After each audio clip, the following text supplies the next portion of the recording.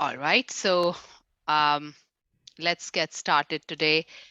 Welcome to our panel discussion on navigating gender stereotypes in the workplace and dealing with imposter syndrome specifically. Before we dive into the topic of the day, let's start with some quick introductions. I am Anchal Kumar, and I will be moderating this session today with Aditi Sharma and Pradeep Khanna. Just a couple of words about me. I have over 20 years of work experience in technology management and transformation working for Deloitte. Currently, I manage the project portfolio for the product engineering division for one of their largest BUs in North America. I'm also a co-founder of INSquare, which is bringing you this event today. And moderating this session with me today is Aditi Sharma. Aditi Sharma is a go-to-market strategy leader at Amazon Web Services. Prior to joining AWS, she was also at Deloitte for 21 years, where she held various leadership positions within client services and also within the executive office, working with the COO and CTO. I think we need somebody to go on mute. Let me make, there we go. All right. And I also have Pradeep Khanna, who is the CEO of Global Mindset and a co-founder of INSquare. And I'd like to request Pradeep to kick us off by introducing himself and also giving us an introduction about INSquare. Thank you very much, Anshul. I'm delighted to be here to kickstart this session, yet another session of INSquare. My name is Pradeep and I live in Sydney in Australia, and I'm talking to you at 3 a.m. in the morning in Sydney on a cold wintry night where the temperature is 8 degrees, but the temperature is also very high because we had a federal elections today and the incumbent government got voted out. So we've got a hot and cold temperature today. It's beautiful.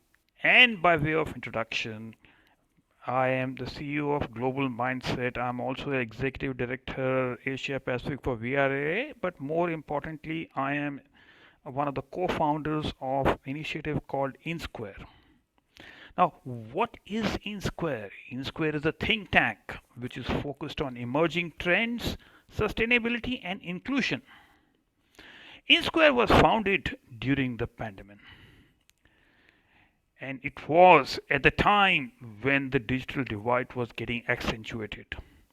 It was at the time when the work life boundaries were just diminishing or merging, and more importantly for women, for whom it became a 24 by 7. And what we are also seeing as a result of the post pandemic is the Great Depression. And the impact of the Great Depression has been much more severe on women and minorities. So it is no surprise that focus on inclusion is going to be the strategy or the focus area in times ahead to come. The broad term diversity, equality, and inclusion have different connotations. Diversity and equality are just the beginning, but it is inclusion and an inclusive environment which makes a difference. And it is not just from a social perspective, but also there is enough research to indicate that there is significant enhancement in individual and organizational performance when we have a much more inclusive workforce or when we have a much more inclusive team.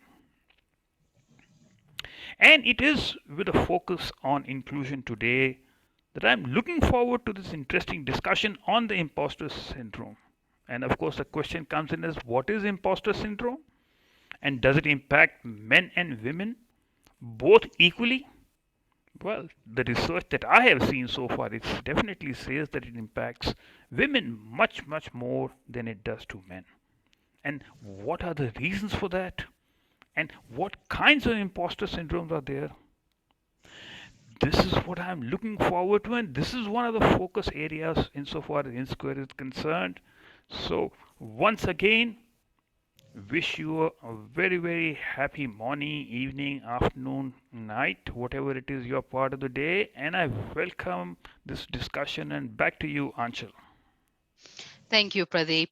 Um, so I'd like to start off by introducing our distinguished speakers in the panel we have today. We have three speakers. Marivi Stuczynski is the Global VP of Software Engineering at Experian. Prior to this role, Marivi was the CTO of Technologent, leading their core technology and managed services. And she was also the CTO at Farmers Insurance prior to that. Marivi has over 35 years of IT leadership experience, delivering enterprise technologies, as well as large-scale global IT projects.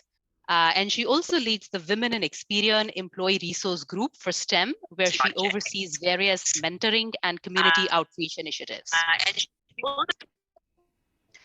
Next, we have Sonu Durgia. Sonu is the head of product for AI fairness at Meta, previously Facebook. And prior to Meta, she has led teams at Walmart, VMware, and Oracle. She has over 20 years of experience across various disciplines and industries, and even has a stint of entrepreneurship in there. She's on the board for a nonprofit called Magic that strives to reduce gender gap in STEM by enabling young girls to develop a deep interest in STEM. And last but not the least, we have Beatrice Takeshi. She is the Global Technical Go-to-Market Strategy Lead at Amazon Web Services. She has over 15 years of professional experience in technology and business. She has very interesting ethnicity. She's a Japanese Peruvian American and is very passionate about diversity and inclusion. She's one of the DEI leaders at AWS, served as a women in technology leader at Deloitte, and also has been a speaker and panelist moderator at TechCO Stanford University and UC Berkeley. So we are very honored and privileged to have such a distinguished set of speakers here. Thank you to each and every one of you for being here. And also a big thank you and a warm welcome to our audience who's joining us today. So let's get started now that we are past introductions. I'm going to kick us off by our first topic on gender stereotypes. Our question for the panelists is, what types of gender stereotypes have you faced in your professional journeys? And if you could share one example or two that stuck with you through the years and the impact it had on you, whether it was a positive or a negative impact. So let's start with you, Sonu. Thanks, Nacho, for having me. I think gender stereotypes are sadly still very prevalent. We see that all the time. I've been in finance, I've been a software engineer, and now I am in product management. I see it in every discipline, every industry across financial industry when I was an engineer, and in software and enterprise software, consumer software. Wherever you go, I think it exists. But I think the reason we see that a lot is because gender is just a minority in the workforce. And to me, it is a combination of minority not having the same kind of role models, not seeing yourself and others not seeing you, because we grew up with a certain mental model of who we are. And so the men who dominate today, the workforce, come with a stereotyping in their minds on what women do at home, what they're supposed to do. So even if they have working wives, they bring with them the fact that their working wives are taking care of children, they're taking care of all the school scheduling, after school scheduling. So it comes as part and parcel of being a woman. And so a lot of people start thinking, can she do this because she's doing that other thing too? I know that this is on her plate. So I think it exists everywhere. For me, the biggest thing that stuck with me and really has made me more passionate about changing that gender stereotype was when I was in B school. I was pretty naive about what it meant to be a mother in the workforce. And I thought I made a very smart decision to have my first child when I was finishing B school. I decided that would actually help me not take a maternity break and would accelerate my career post MBA. So I had my first child during my final semester. I loaded up all my courses in the first 3 semesters to be able to graduate with a baby who's 6 months old, can go to daycare very easily, and I'll be free to really work hard. But as you can imagine, final semester, you're actually also interviewing for jobs. And the funniest thing to me was while I thought, oh, people will see I'll be done, they saw me pregnant, 7, 8 months pregnant, as a woman who's going to have a baby and will not be able to focus. And so I converted every single phone interview, but did not make through any single in-person interview, even though by all standards, I was overqualified for finance jobs that I was applying to. I had a CFA and I was doing an MBA. I was focusing on finance. And so on paper, I was super qualified, but did not make any single interview. Fast forward my delivery date, I had an in-person interview coming up.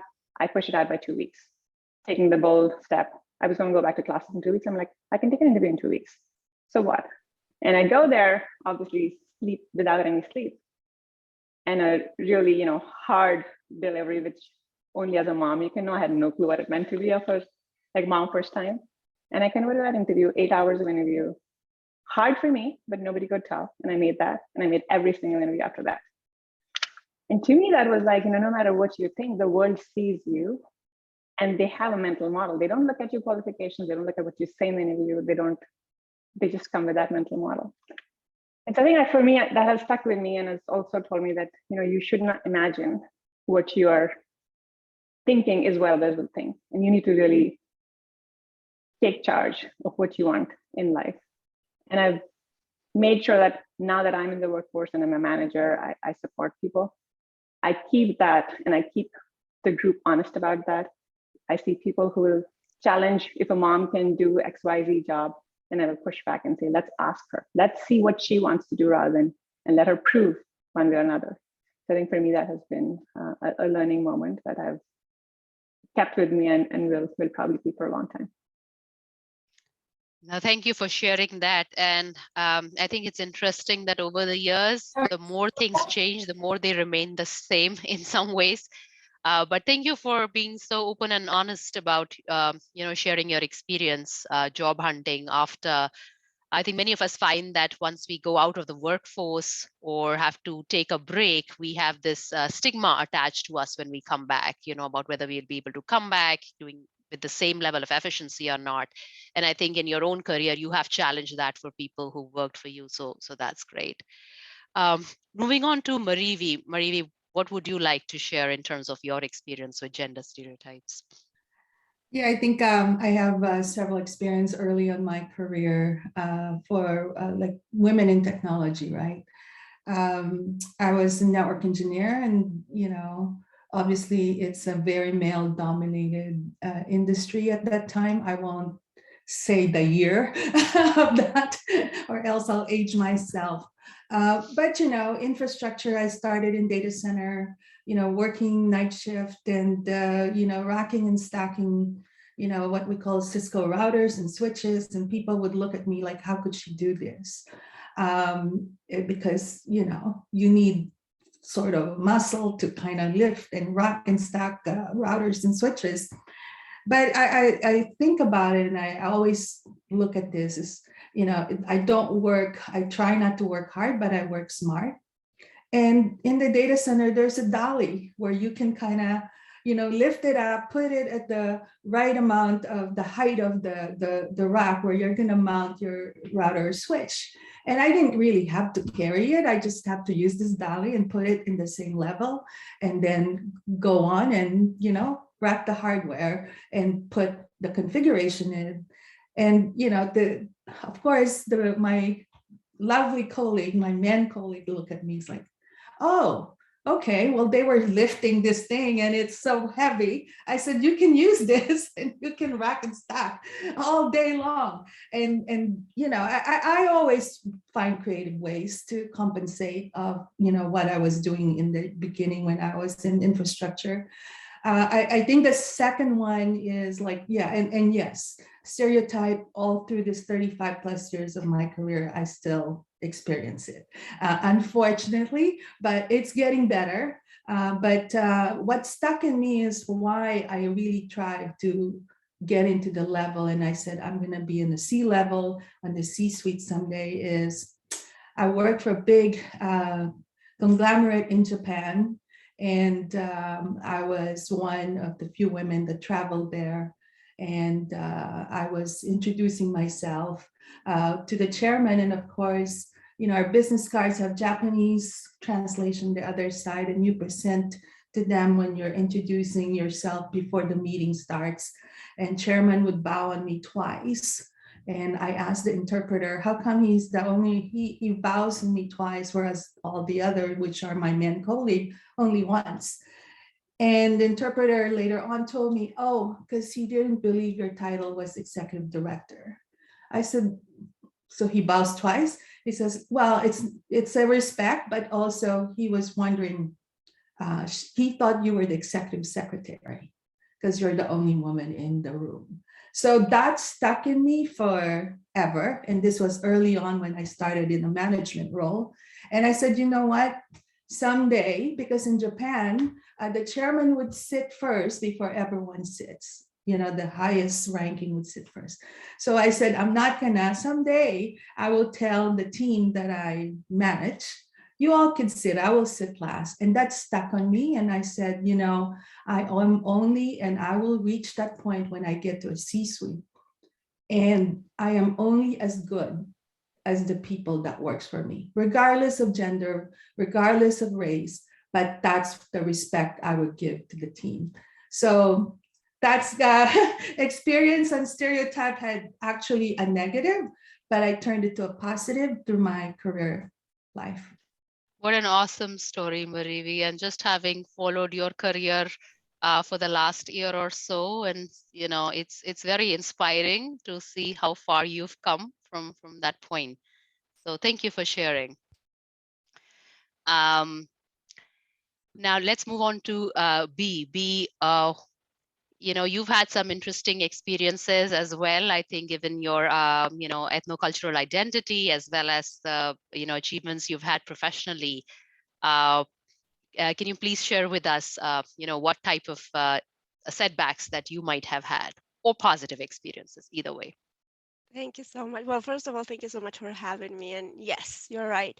Well, I'm a mom in tech, and I'm a third-generation Japanese Peruvian. So I've been a minority everywhere I go. I think I got used to it. I even like being unique. And even when I went to Japan, although I look Japanese, and I couldn't speak like one. So, I mean, I was also part of a minority.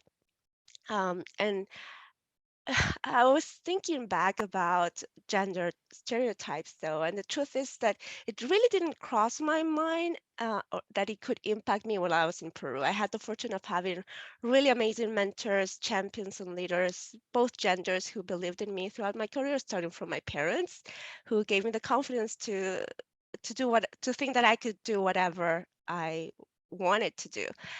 But I first started to realize that this was just an exception when I had this casual conversation when I was in Tokyo. I was doing research in robotics at the time, and I was talking with an executive at a very large international tech firm. I was just exploring the idea of maybe having some industry experience there.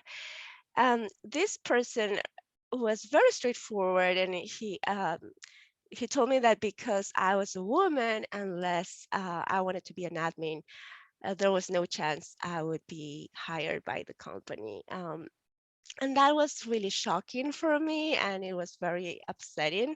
I have the utmost respect for admins, but I believe everyone has a vocation, and mine wasn't being an admin. So I just felt that it was very upsetting that my gender would limit my chances of getting the job that I wanted.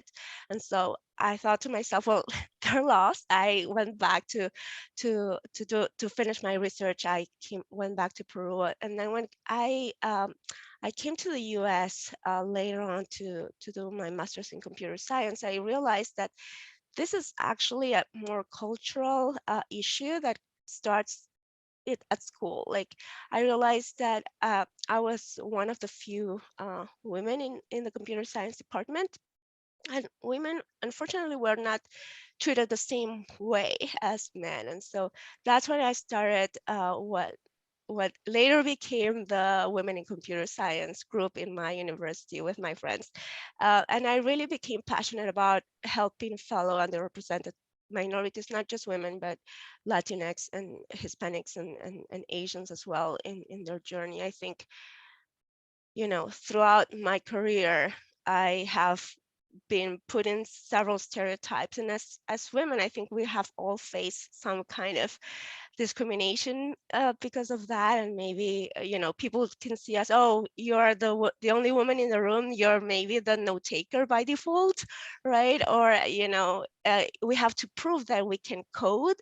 And maybe because we're polite or we're nice, they think that we're too soft for being a leader, or things like that really damages our projection and our self-esteem. And I think that's something that I think we as women, if we can take platforms like this that can help us create more awareness of the issues that we're facing and support each other, I think this is a very, very good first step to changing the environment where we're living and changing the opportunities for ourselves and the future generations. Thanks, V. And one of the things that you said that stuck with me is how women can be perceived as soft leaders. And I always think about the fact why softness is perceived to be a detriment to a leader. Compassion on soft qualities like that should be an asset, not a detriment. But I think it just goes back to the gender stereotypes we've associated with leadership in general.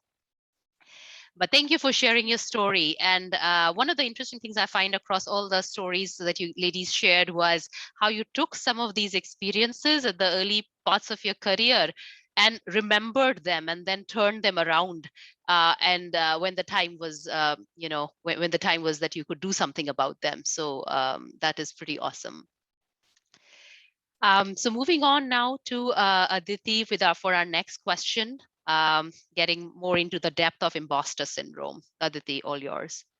Yeah, thanks, Anchal. And I want to echo what Anchal said, right? What amazing stories of determination. Like, you turned these not so good experiences from the external world into positives and stepping stones to your career, whether it was the determination to land a job 2 weeks after delivery, or it was coming up with creative mechanisms, having dollies and whatnot to carry hardware, and be, in your case, turning your experience into something positive, establishing that women in computer science group and helping others sort of work through such experiences.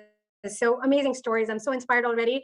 So to continue the conversation, I know we talked about sort of the external perspective and some of the experiences you had based on gender stereotypes. Now I want to turn this a little bit kind of on the flip side, right? And from internal perspective, you as a woman in tech, would love to hear about your perception of your success, right? At any point, did you feel like, you didn't deserve, or maybe you had doubts about where you were in your career? So kind of getting closer to that imposter syndrome topic. And do you feel like it is more common among women compared to men? So let's start the conversation. B, I'll start with you this time. Would love to hear your thoughts.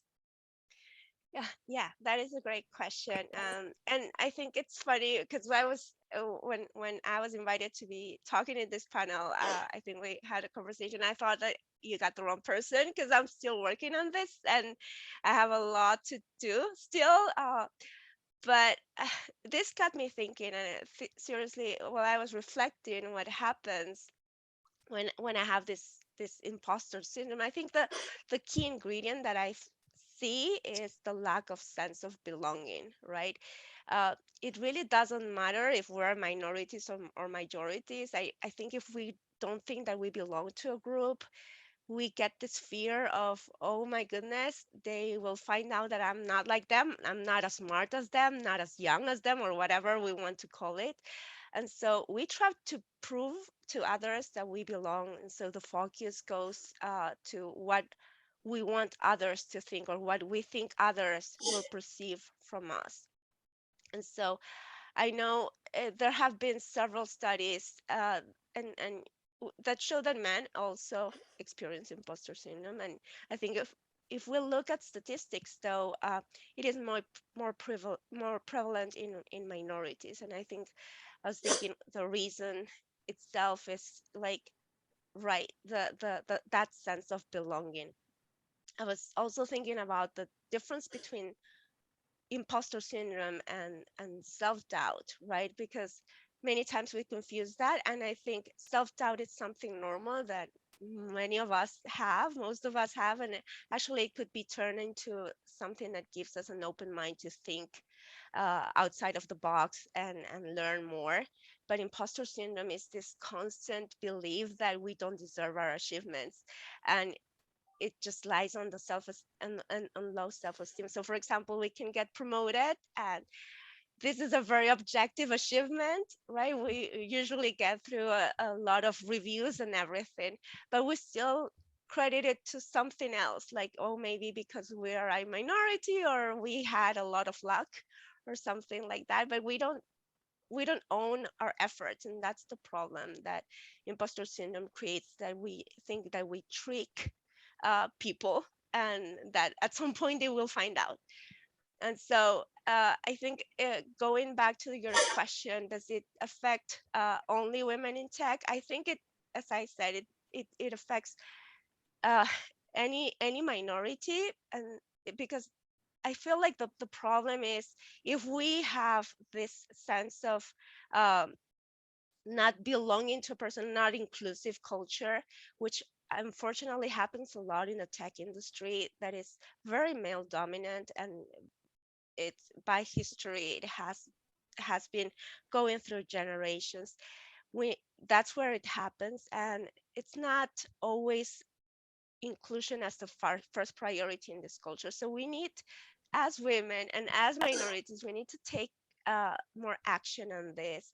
Things are changing, thank goodness, and we have we should be proud of what we are, try to be our authentic selves. And it really doesn't matter the level where we are. It goes across the board. If this is a cultural issue that we need to resolve as together, right, at every level, and help and support each other. Yeah, excellent points, B. And we'll talk a little bit more about culture in a second.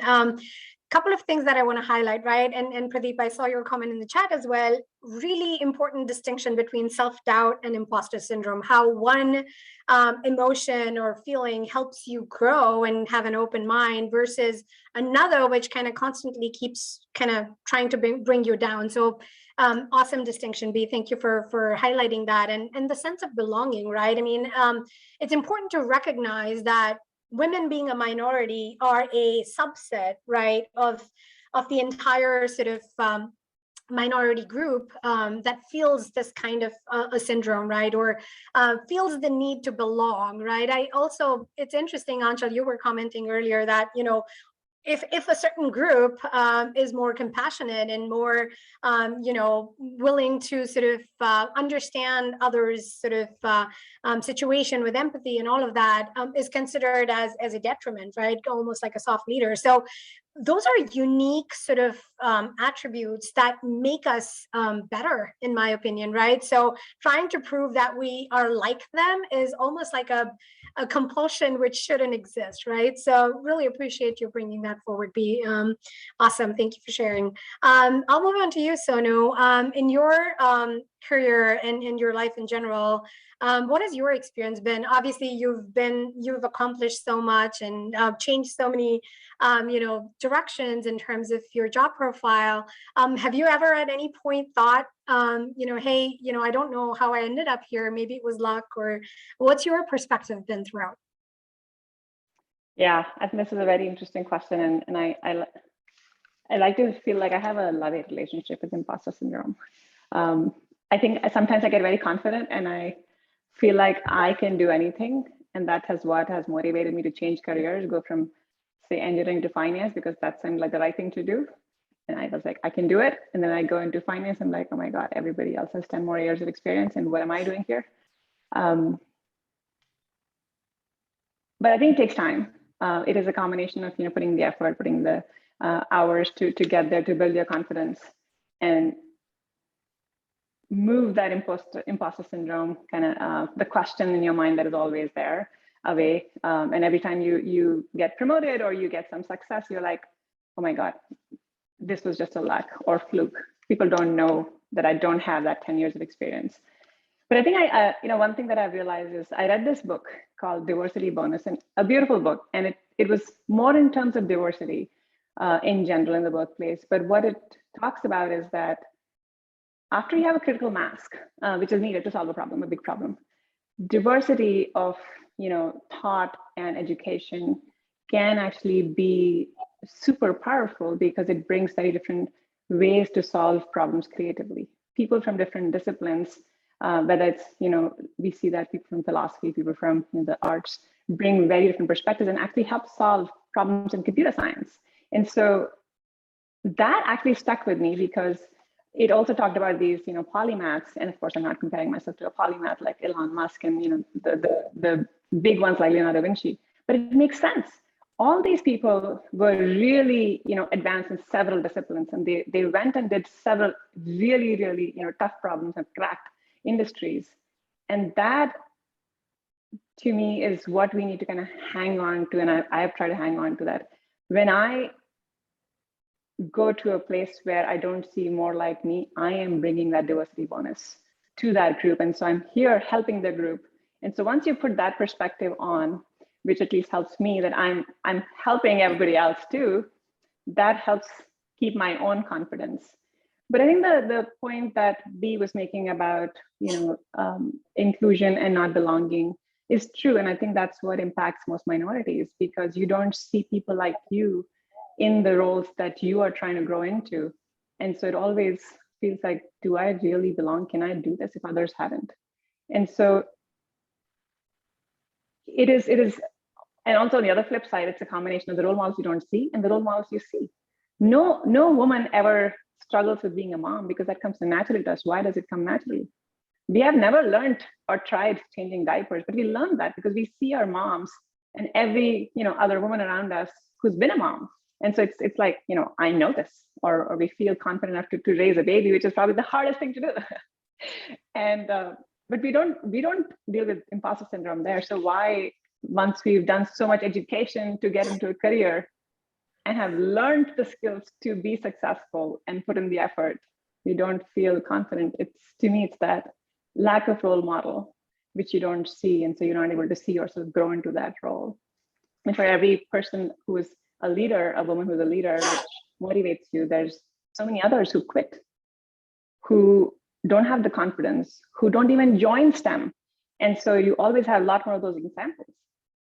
So for me, it's also a combination of, hey, I need to be that role model for my daughter, for the little girls who are watching and are watching so many others who are not doing the same thing. And once you put that hat on, that I'm doing this for others, it makes it easier to deal with. But it is real. It stays, and I think stays with everybody. Amazing, Sonu. I mean, like, that's one way to deal with imposter syndrome, right? Take it head on and just push yourself outside your comfort zone and prove, right? That you can do it time and time again. Like, I mean, the first time it could be luck, the second time it could be luck, but when you kind of make it a pattern in your life, right, to kind of keep achieving in different fields, it's a very different message you give yourself. And I also love what you talked about in terms of role models, right? I mean, that is such an important aspect that maybe we don't recognize that much, right? I mean, we were talking about this. I mean, we think about all these successful women in high profile positions like Indira Nooyi or Michelle Obama or Sheryl Sandberg, but we don't have that immediate role model to go to and to talk to, right? I mean, I want to get to this next step in my career. How do I go about it, right? So it is so important to have that in your workplace, and we'll talk about the workplace culture and how it sort of affects the syndrome. But I really like the fact that you talked about being that role model, right? The role model that you maybe missed throughout your journey. If you can be one, right? That is such an important contribution towards this, right? And helping other women feel more comfortable. So amazing story. Thank you, Sonu, for sharing. Moving on to Marivi, obviously, throughout your career, starting, as a network engineer, going into the CTO role and, executive roles, roles.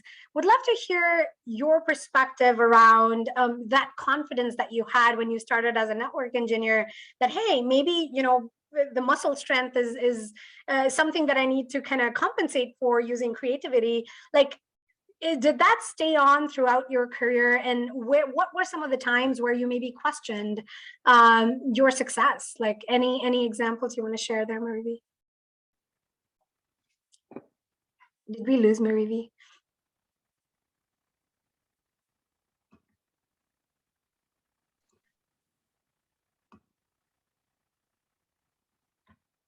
Yeah, maybe we want to come back to Marivi with that question later, maybe having some technical challenges.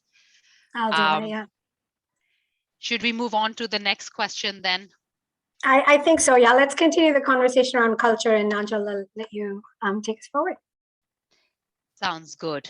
So I'm really curious to hear from our panelists. You've all worked for some very big names in the industry. And I'm very curious to see, did you feel supported by your respective company cultures? And if yes, in what way? If not, in what way? And also, what do you think, is the personal impact each of us can have on our company cultures, at different levels where we are at? Sorry, I had a network connection issue there, Anshal. Okay. No worries. Yeah. What's a panel discussion without a tech issue, right, Marivi? So you know what? Now that you're back on, Anjal, let's maybe wrap up the previous section. Let's wrap up the previous section, then we'll get to company culture. Perfect. So yeah, Marivi, I don't know if you heard the question, but wanted to just kind of hear your thoughts around your experiences and any imposter syndrome that you've experienced and all the different kind of roles you've had. Yeah, I think I heard Sonia and Beatrice that the imposter syndrome is, I don't think it's just women. I think it's minority and, even male. It's the sense of belonging. I've experienced it through all my career. I'm still experiencing it now. What I always thought is, I don't become a victim of that. Don't be a victim and do something about it. And I have 4 kids that are, minority, right? They're not, they're born here, but obviously they're, Filipinos and half, right? So I think what I always tell them is, do something about it. For me, my career, I always thought that how come my promotions are longer than my male colleagues? And, I think of like, am I delivering? I end up doubting myself in the beginning, but I put perseverance in it. And I, with all the programs and the projects that I've done, even with digital transformation, I always said, look, again, that creative ways, I'm going to do something that's really out of the box, really creative, that is maybe hopefully blow the minds of stakeholders of those programs. And so I try not to be a victim in the beginning. I said, I'm going to turn this around and I'm going to put something that's going to be mark in the map that is something very, very creative and even, a really good problem solving to the business, right? Or even revenue generating. So I always think of something, what is the output of the work of myself and my team is going to do that will put us in the map. So that's how I overcome imposter syndrome. And I always tell my kids that, minorities, I think regardless of male, female, it will be there. It just will be there. I mean, Anshal, even where we're at in the big Fortune 100, you don't get a board seat as a minority. You rarely get a board seat as a minority. So my thing is, perseverance and don't be a victim of it. That's awesome, Marivi. And we're all working hard towards hopefully creating a world where getting a board seat for a minority won't be such a big deal anymore, but we have a long, long way to go. But I really appreciate your message around don't be a victim, right? And Sonu, I think you mentioned earlier on as well, right? You take ownership of your career, your life, right? And you don't let things happen to you. You kind of create your own destiny. So I really like that message, and be creative, right? I mean, like, obviously being able to find solutions to problems. And to your point, Marie, if you have made a mark, if you have left your imprint on, you know, a company's journey or any accomplishment, right, that's going to stand out, that's going to help quell that imposter syndrome for you as well, right? Because you can, anytime you doubt your success, you can say, well, hey, I did achieve that, right? I did make that impact. So really appreciate that that advice. So thank you, Marie, for sharing that. And we were just starting to get into the company culture and how you know, the external culture impacts the imposter syndrome. So Anchal, I'll hand it back to you to continue that conversation. Yes, thanks, Aditi. And I'm seeing a few comments in the chat window as well. Clearly, imposter syndrome is a topic that many of our audience resonate with as well. We'll see if towards the end we have some time for Q&A with our panelists too. But keeping the conversation flowing with the company culture piece, again, we have people on this call who worked with companies like Deloitte, Experian, Amazon Web Services, and others. How have you felt in terms of the company culture being supportive of your personal experience as a woman and minority in these companies? Do you feel there is more that could be done? And personally also, this is a group that clearly just doesn't sit back passively. What have you done, or what do you think other women can do to have a impact on their respective company cultures? So I'm going to start with you, Marie, this time. Okay, thanks, Anshul. Anshul, as you know, we're very active. Anshul and I are very active in Women in Experian Employee Relations Group. I have to say, company culture Experian is great. It's one of the best that I've seen. That there's a lot of ERG.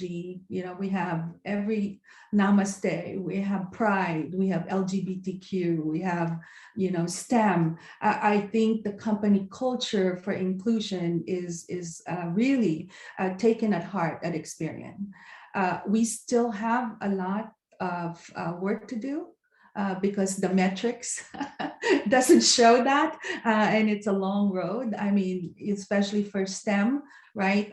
Metrics in Experian for women in tech is still, 20% women, 80% men. So we have long ways to go. How it affects the externally as well is, I think, Experian and even Deloitte, right? We did a lot of, nonprofit sponsorship, catering to doing Girls Who Code, coding boot camp, Cloud Academy. I mean, you name it, we're doing a lot of those sponsorship and mentoring.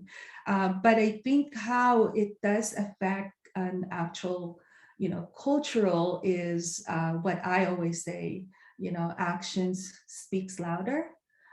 And those actions needs to be collaboration with everybody. And you won't get that. It's hard to, I would say, especially in big enterprise and global company, it is hard to get that higher 50-50 kind of ratio at least, right? Maybe in SMB, you will get it, a family-oriented kind of, small business, a technologist, it's a smaller organization. In, women in tech, it's still, it's better. I would say the ratio is higher because it's, less number of employees. When it gets to global and you aggregate all the metrics, it really is not, it's got a long way. But again, I think the best way is to think about, for everybody to be together, is actions speaks louder on this kind of cultural inclusion. Got it. Yeah, and it's interesting, we all come from companies where we've seen those steps being taken at a company culture to promote women in the higher ranks, and yet there is a curve, and there is kind of a dip at almost every senior leadership level that you go to. There is a little bit of a dip. So it's interesting to hear your perspective, Marivi, that it's more probably with bigger name companies than it is with SMBs. But that's been my observation as well. Moving on to Sonu. Sonu, you worked for quite a few of the big name companies, Facebook, Walmart, Oracle, and very different industries as well. What's your take on company culture and your personal, impact on culture to the extent you feel it's possible? Yeah, I think that's a very good question. I feel like company culture really can make or break how you feel in the workforce. We're all a product of our social conditioning. And so it has taken effort for women to get where they are. But if the company culture where you spend half of your waking, more than half of your waking hour, you spend more of your daily life, doesn't support, either confirms or actually denies you that, then it can only make it worse.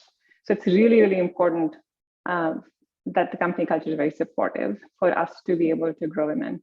I was just reflecting back on when you said over the years, when I was at Morgan Stanley and even at Berkeley when I had my son, there were I remember the mother's room was in a different building on the fourth floor, very, very hard to get to. There was no parking for pregnant women. And obviously I was one of the dumber people to have a child when I was in B school, but I don't know what the prof did. But I remember, partly I guess I have a pretty big ego. I didn't want to ask anybody. The parking for students used to be up the hill. It was at least 100 flights, like 100 steps going up the hill to go there. And I did that every single day until my son was born. And I went back to school on the 13th day after he was born. And I broke down that day because I just couldn't go back up those steps. And I had to really ask a male colleague to bring my car down. I just couldn't walk. Obviously sleepless and, nursing and everything.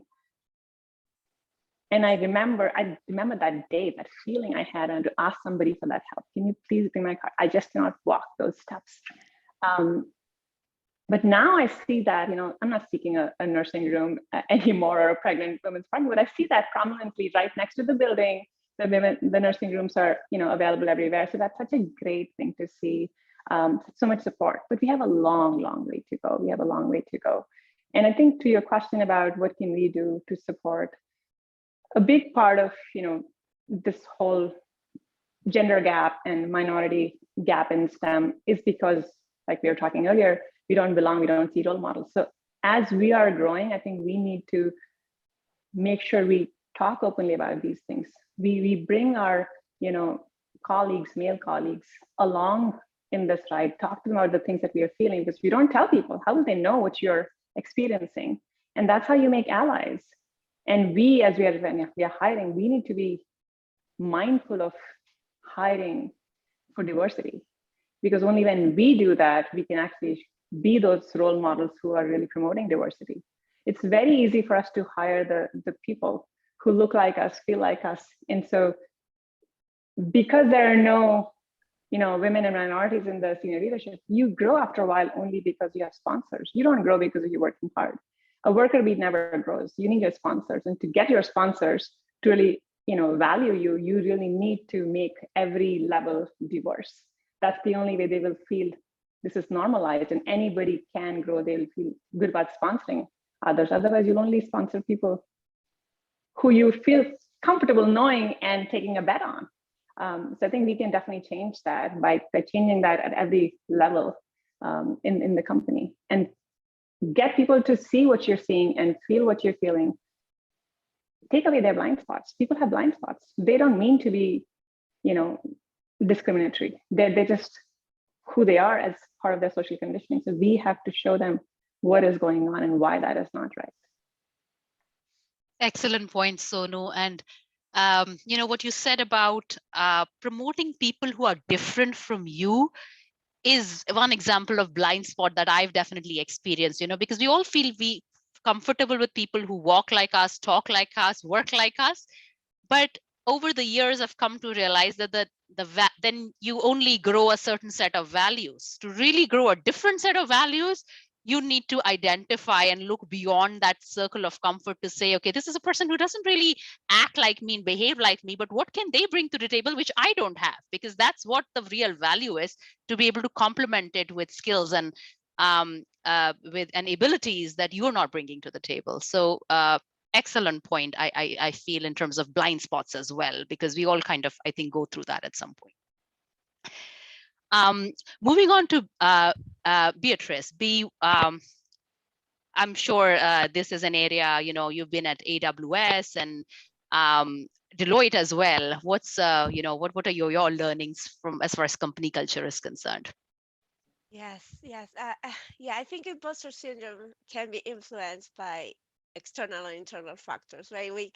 It could be our own insecurities and we need to overcome them, but the organization where we are working and where we belong to really makes a big difference on how we feel. And, you know, again, as a minority, I know what's the difference between being a minority and being excluded, right? Like maybe many of us may have kids who are just boys, and so we are a minority in our own homes, right? But that doesn't mean that we don't feel part of the family, right? But in the same sense, like organizations we may be a minority in the organization, but the culture of the organization should be inclusive enough that we feel part of it. Speaking from my own experience, well, sometimes I could see that there has been a positive impact in my confidence, and also negative, and where my imposter syndrome grew. So, for example, in one of the companies I worked for, leadership was so supportive that when I was a new hire, recent grad, I was just asking if there was any Hispanic group that I could join, and the partner told me, well, uh, we don't, but don't you want to lead it? And I was like, my goodness, like there are like 1,000 more people more experienced than me. And he's like, no, like you tell me what you need and I'm supportive. And his trust just gave me the fuel to make it work, right? Whereas in another company, in another team, maybe it wasn't the healthiest culture, but managers could be constantly talking down to people. Microaggressions were piling up, and that lowered the self-esteem, and therefore diminishing the confidence of everybody, and instead of empowering to be their best selves. So in cases like this, culture and the culture of the team and the company really impacted the imposter syndrome.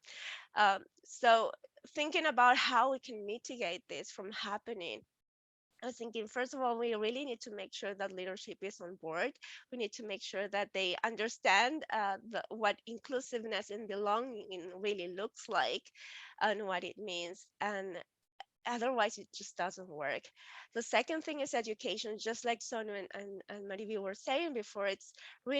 We really need to make sure that we create awareness on the issue and people are aware of their unconscious bias and microaggressions, because many times Sonu would say they're saying these things without, or they're behaving this way without really knowing that this is inappropriate or that is impacting or hurting people, right? So we need to create this awareness and making sure that people understand what it is.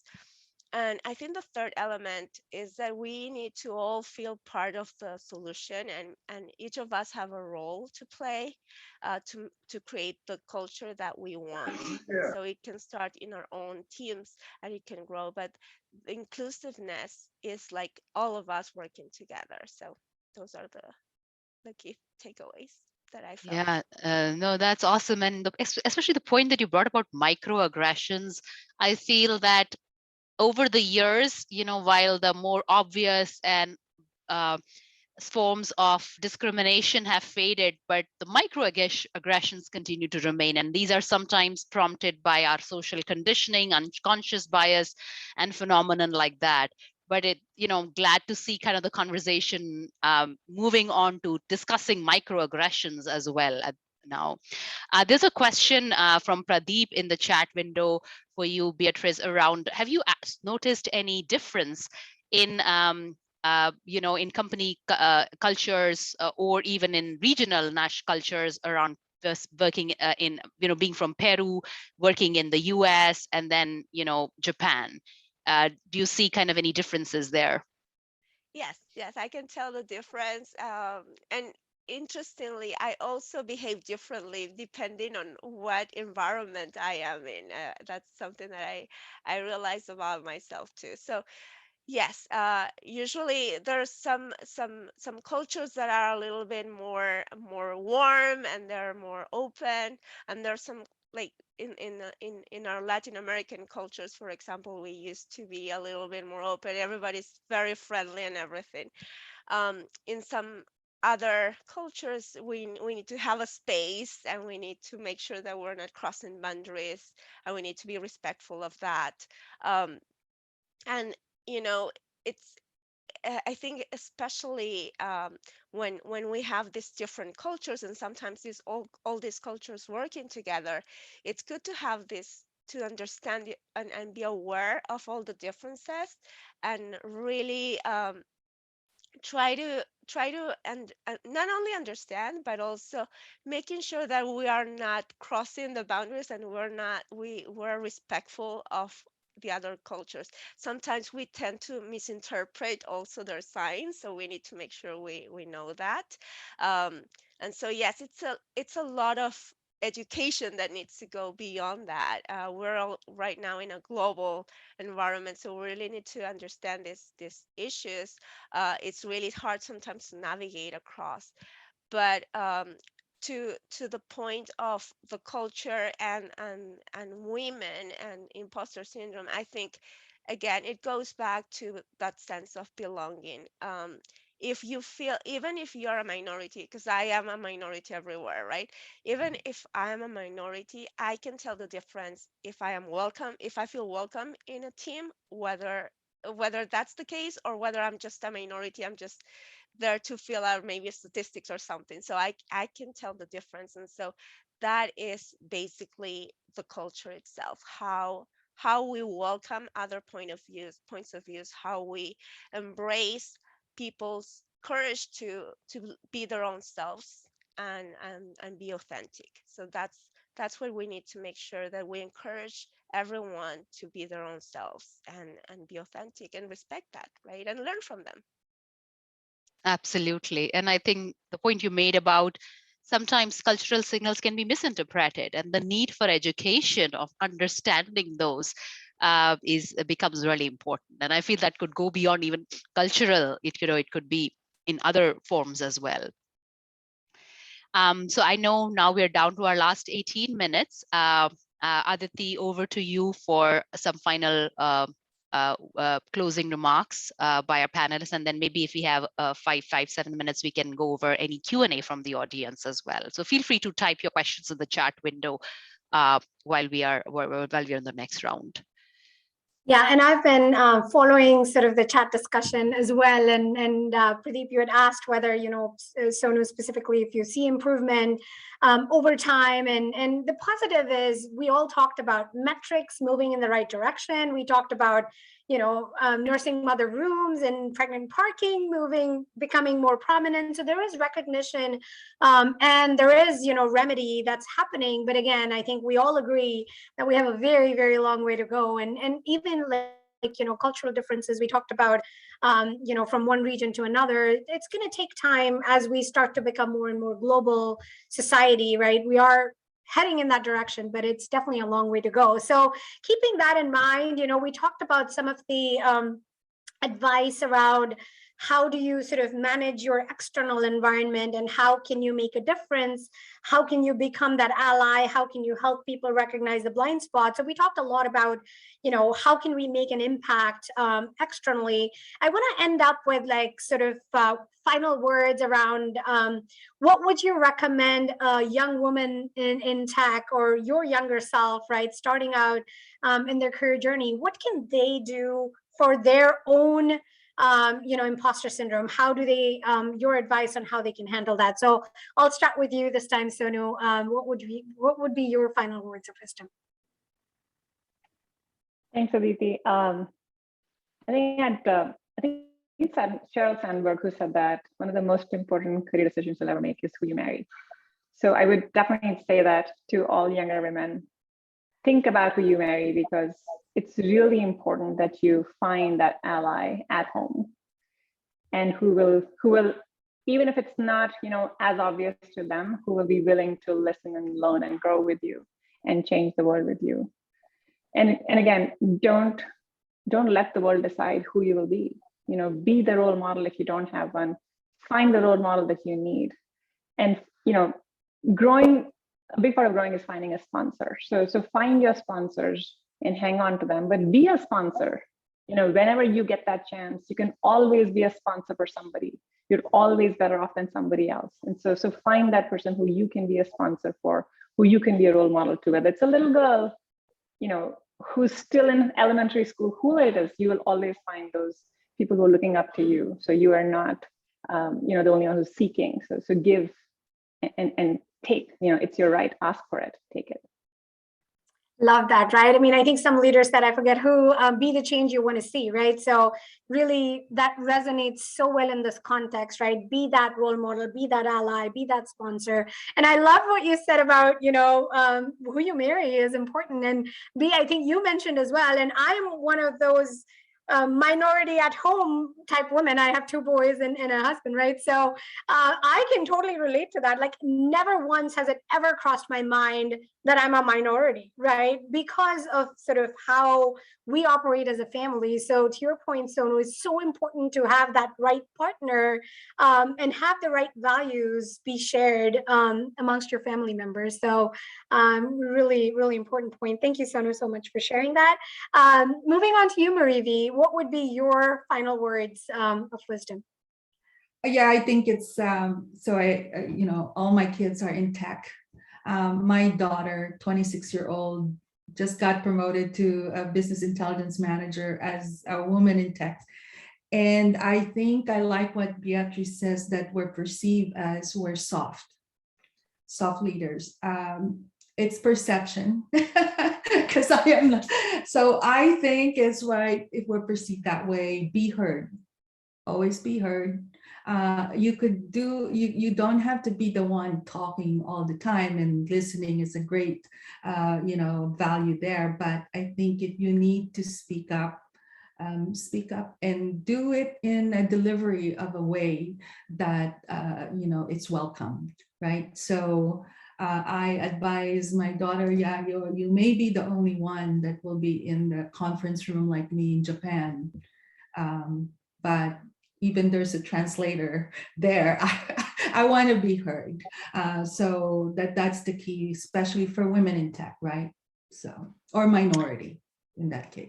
Yep. No, absolutely. That's spot on, Marivi. And be heard is such a simple piece of advice, but so important. Like, I mean, going back even to my own career journey, like so many times I felt like maybe I should have spoken up, right, at that occasion. And maybe I thought my idea wasn't like groundbreaking, but you realize over a few decades, right, that honestly, others that are speaking up don't have groundbreaking ideas either, but they're just speaking up. They're just being heard.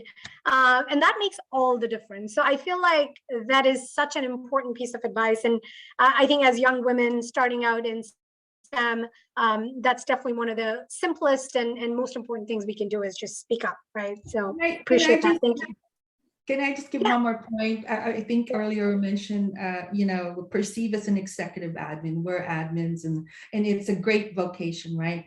I've had 3 executive admins that I had who are now Scrum Masters, who are now corporate communications in tech. I mean, it doesn't stop there. Whether you're changing career like Sonu from finance, tech, from sales to this, it doesn't stop what you're doing now. You have to keep going up to the point where this is what you want to do. This is your end goal. So the EAs there, I mean, more power. I think mentorship is really good because if you mentor them, they can go a long way, and they will be the best worker in loyalty that you'll have.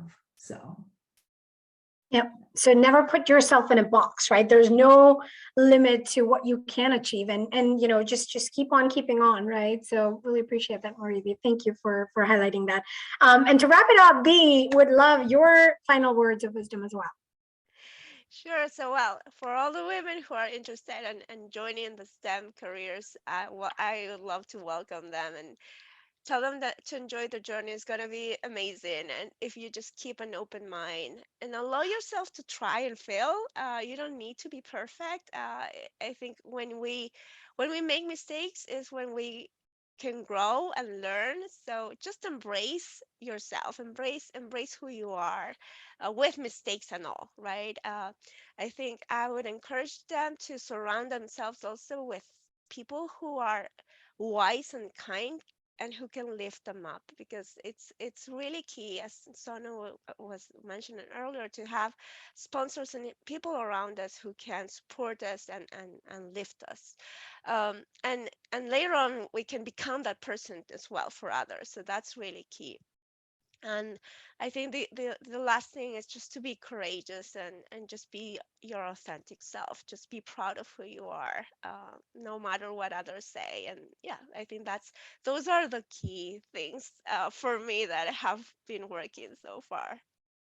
Yep, no, that's great advice, right? I mean, there is not a need to be perfect, right? Just keep on working on yourself to become a better version of you. And I keep thinking about this. Growing up, we always heard practice makes perfect, and I think it's time to change that old saying as well, right? I mean, practice is good, but not to attain perfection, right? It's okay to fail.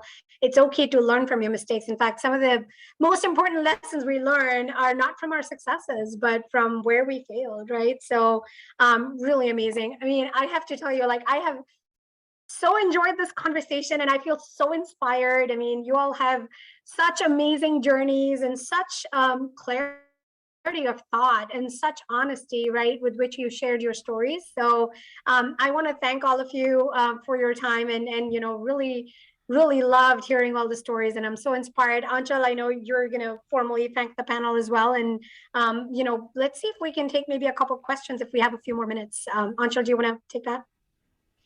Sure. Yeah, thanks, Aditi. And again, I would echo you completely on the authenticity piece, with all, all that you heard today. And also, I got so many nuggets of information and inspiration from this group. So at this time, if anybody wants to ask a question, feel free to unmute yourself and ask, or type it in the chat window.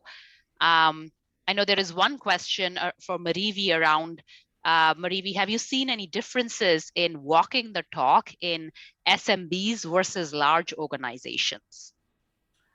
I've only been on an SMB once, right? The rest is a large organization. Yes, I do feel the difference there. Also, it all depends on the the leadership, right? Of course, in SMB, the leadership is more like everyone has a voice because it's such a small group. But I do think there is a difference because it's easier to kind of collaborate and, much, 500 people versus thousands, right? That's why, yeah, that's mere fact of just because of the size. To spread the word, to really kind of nurture, the message in a global company, Anshul, as you know. We even have regional ERGs versus global ERGs. So that's the difference there, I think. Yeah, I do think that in a smaller, even in smaller business units, or we can have a concept of microcultures, and something that can be a positive thing because there's a greater sense of belonging, which is, we've discussed multiple times today, is what drives and motivates us and keeps us going. So that can definitely be a factor. If you remember, Anshul, in Deloitte, we have what we call big firm, because we're 165,000 people globally, but then you have big firm, small firm, and the culture kind of depends on the firm, the small firm leaders, right? They have to kind of continue with that message of the big firm. So yep, totally agree. Any other questions from anybody? If not, I think we can wrap it up for today. Again, my personal vote of thanks to all the panelists for being here today. There is so much that I learned around imposter syndrome versus self-doubt, the concept of how it impacts minorities, specifically.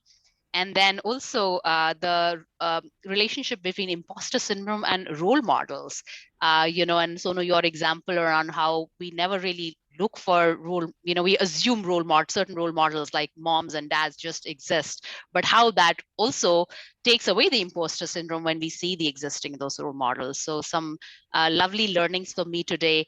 Pradeep, Aditi, any final words of closing from you guys? So, all I would say is I would love to thank Marivi, Beatrice, Sonu, yourself, Aditi, for this absolutely wonderful session. And I would like to thank all the attendees for taking out the time. And I was looking at some of the comments. It's absolutely great to see that. Only it reminds me of a poem which I possibly when I was in school, I think it was by Robert Frost, which said, "What miles to go before I sleep," kind of a thing, and it reminds me of the same thing that there is so much more to do. That's all that I have to say. Thank you very much. Yeah, and I've been, thanks, Pradeep. I've been sort of expressing my comments as we go, but again, I just want to kind of sum it up. Very inspirational discussion, conversation. I love that we're thinking about these topics and bringing such sort of candid discussions around it. I mean, there's no other way I'd rather spend my Saturday morning here. So what a wonderful way to start the weekend. And thank you all so much. Really appreciate it. Awesome. So thanks, everybody. We look forward to having you back, the panelists, and also the attendees for our next session. Thank you so much. Thank you. Everyone. Have a wonderful weekend. Great weekend.